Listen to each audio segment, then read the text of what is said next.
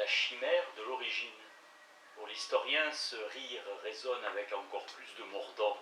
Dans l'un des rares textes explicitement consacrés à ce qui fut pour lui la référence philosophique fondamentale, à savoir l'œuvre de Nietzsche, Foucault mène une critique dévastatrice de la notion même d'origine telle que les historiens sont accoutumés à la manier. Parce qu'elle justifie une quête sans fin des commencements et parce qu'elle annule l'originalité de l'événement, supposé déjà présent avant même son achèvement, la catégorie masque à la fois la discontinuité radicale des surgissements, des émergences, irréductibles à toute préfiguration, et les discordances qui séparent les différentes séries de discours ou de pratiques. Lorsqu'elle succombe à la chimère de l'origine, l'histoire charrie sans en avoir claire conscience plusieurs présupposés, que chaque moment historique est une totalité homogène, dotée d'une signification idéale et unique présente en chacune des manifestations qu'il exprime, que le devenir historique est organisé comme une continuité nécessaire, que les faits s'enchaînent et s'engendrent à un flux ininterrompu qui permet de décider que l'un est cause ou origine de l'autre. Pour Foucault, c'est justement de ces notions classiques, totalité, continuité, causalité, que la généalogie doit se dépendre si elle veut comprendre adéquatement les ruptures et les écarts. Le premier des traits propres au sens historique, tel que Nietzsche l'entend et qui oppose à l'histoire traditionnelle la Wirkliche Historie, est d'inverser le rapport établi d'ordinaire entre l'irruption de l'événement et la nécessité continue. Il y a toute une tradition de l'histoire théologique ou rationaliste qui tend à dissoudre l'événement singulier dans une continuité idéale, mouvement téléologique ou enchaînement naturel. L'histoire effective fait ressurgir l'événement dans ce qu'il peut avoir d'unique et d'aigu. Avec une radicalité permise par la forme, celle d'un commentaire, des textes de Nietzsche, Foucault donne une définition toute paradoxale de l'événement puisqu'elle situe l'aléatoire, non pas dans les accidents du cours de l'histoire ou les choix des individus, mais dans ce qui pour les historiens paraît le plus déterminé et le moins hasardeux, à savoir les transformations des rapports de domination. Événement, il faut entendre par là non pas une décision, un traité, un règne ou une bataille, mais un rapport de force qui s'inverse, un pouvoir confisqué, un vocabulaire repris et retourné contre ses utilisateurs, une domination qui s'affaiblit, se détend, s'empoisonne elle-même, une autre qui fait son entrée masquée. Les forces qui sont en jeu dans l'histoire n'obéissent ni à une destination, ni à une mécanique, mais bien au hasard de la lutte, nous soulignons. Elles ne se manifestent pas comme les formes successives d'une intention primordiale, elles ne prennent pas non plus l'allure d'un résultat. Elles apparaissent toujours dans l'aléa singulier de l'événement. Le fourmillement des faits, la multiplicité des intentions, l'enchevêtrement des actions ne peuvent donc être référés à aucun système de détermination capable d'en donner une interprétation rationnelle, c'est-à-dire d'en énoncer la signification et les causes. C'est seulement en acceptant ce renoncement que le sens historique s'affranchira de l'histoire supra-historique. Pour l'historien classique, le prix à payer n'est pas mince, puisqu'il est celui de l'abandon de toute prétention à l'universel, un universel tenu comme la condition de possibilité et l'objet même de la compréhension historique. L'histoire effective se distingue de celle des historiens en ce qu'elle ne s'appuie sur aucune constance. Rien en l'homme, pas même son corps, n'est assez fixe pour comprendre les autres hommes et se reconnaître en eux. Tout ce à quoi on s'adosse pour se retourner vers l'histoire et la saisir dans sa totalité, tout ce qui permet de la retracer comme un patient mouvement continu, tout cela il s'agit systématiquement de le briser.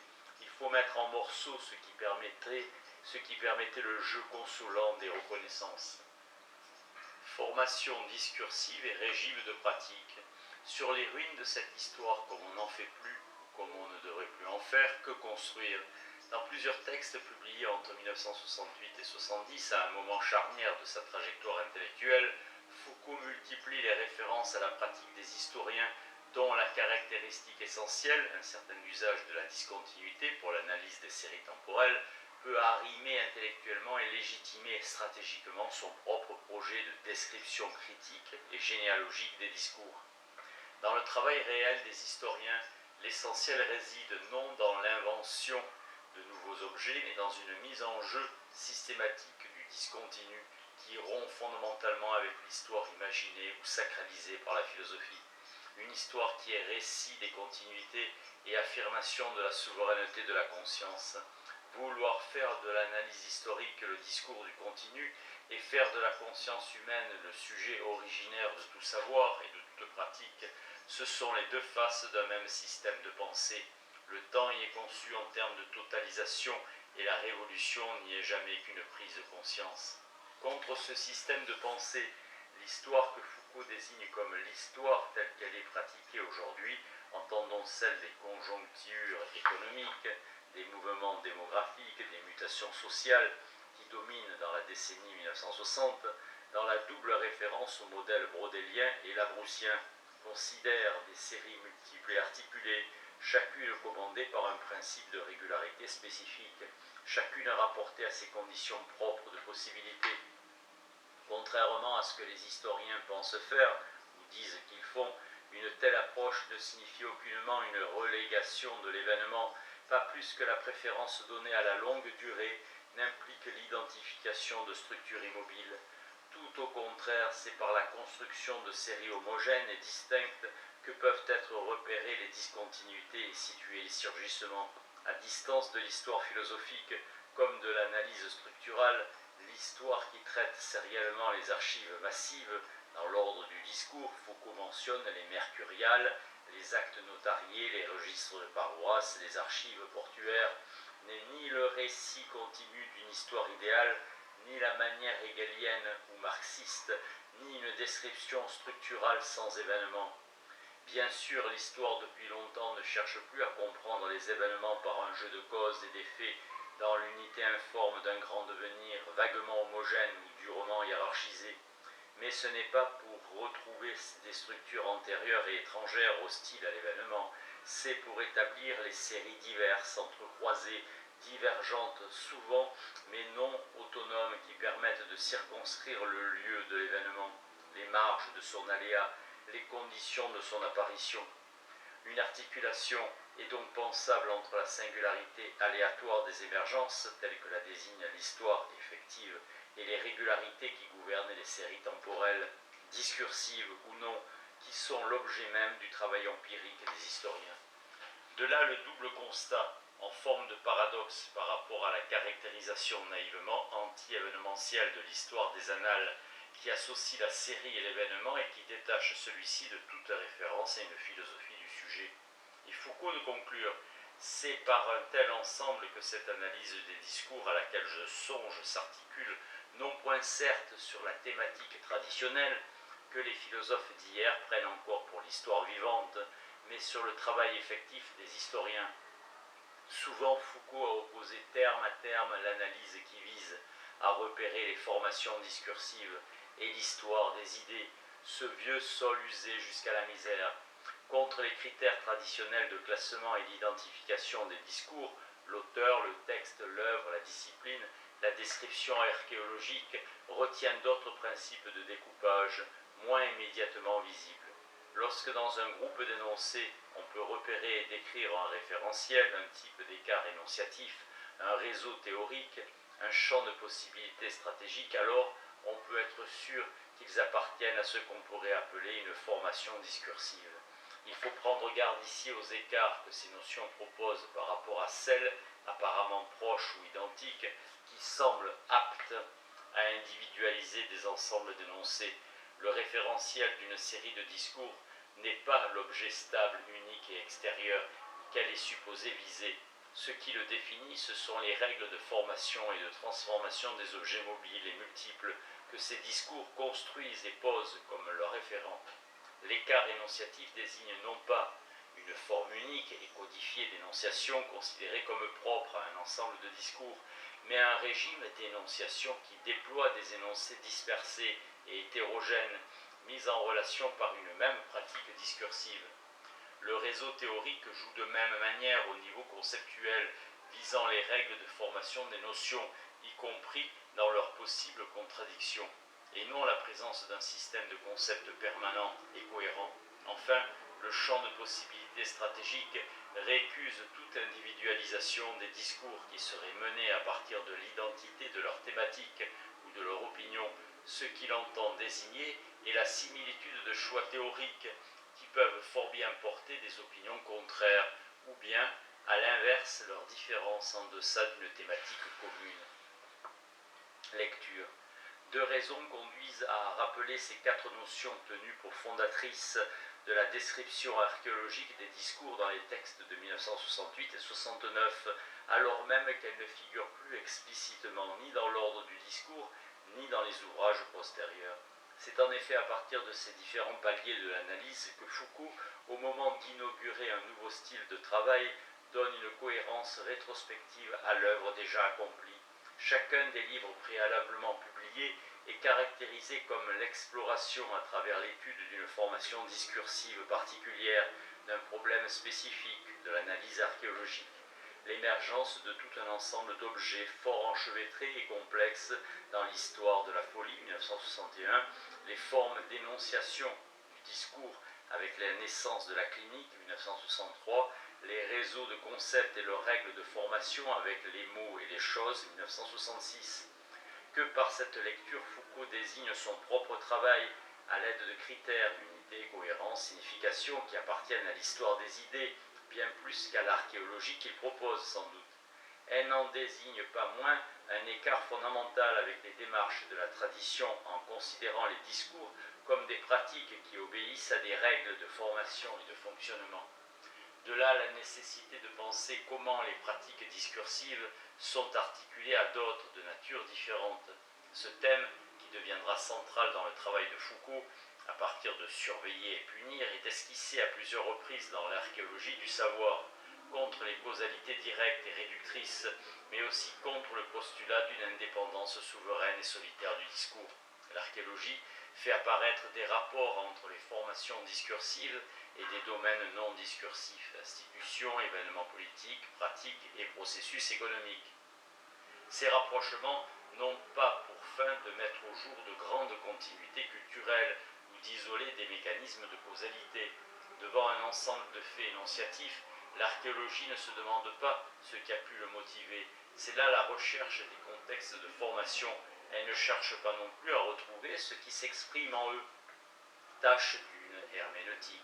Elle essaie de déterminer comment les règles de formation dont il relève et qui caractérisent la positivité à laquelle il appartient peuvent être liées à des systèmes non discursifs. Elle cherche à définir des formes spécifiques d'articulation. Dans toute réflexion sur la Révolution française et ses origines, ce programme a une particulière pertinence. D'une part, il maintient l'extériorité et la spécificité des pratiques qui ne sont pas elles-mêmes de nature discursive, vis-à-vis des discours qui, de multiples manières, sont articulés sur elles. Reconnaître que l'accès à ces pratiques sans discours n'est possible que grâce au déchiffrement des textes qui les décrivent, prescrivent, proscrivent, n'implique pas pour autant d'identifier la logique qui les commande ou la rationalité qui les informe à celle qui gouverne la production des discours.